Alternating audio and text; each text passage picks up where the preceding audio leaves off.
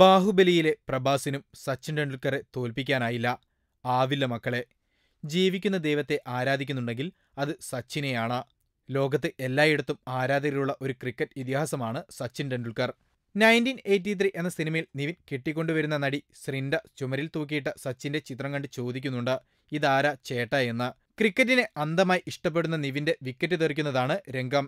ശരിയാണ്, സച്ചിനെ അറിയില്ലെന്ന് ആരെങ്കിലും പറഞ്ഞാൽ അറിയാതെ ബോധം കെട്ടും വീഴും നാം. ബാഹുബലി 2ാം ഭാഗം കോടികൾ വാരി രസിച്ചങ്ങനെ കുതിക്കുമ്പോൾ ക്രിക്കറ്റ് ദൈവം സച്ചിന്റെ ജീവിതത്തെ ആസ്പദമാക്കിയൊരുക്കിയ ഡോക്യുമെന്ററി ഇറങ്ങിയിട്ടുണ്ട്.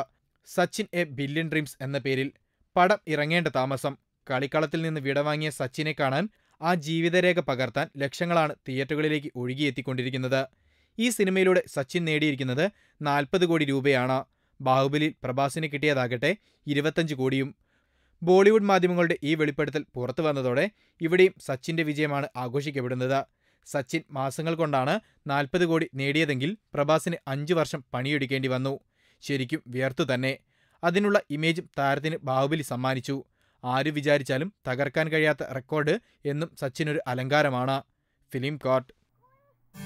ഞങ്ങളുടെ അഭ്യർത്ഥന മാനിച്ച് സബ്സ്ക്രൈബ് ചെയ്തവർ ലക്ഷം കവിഞ്ഞിരിക്കുന്നു.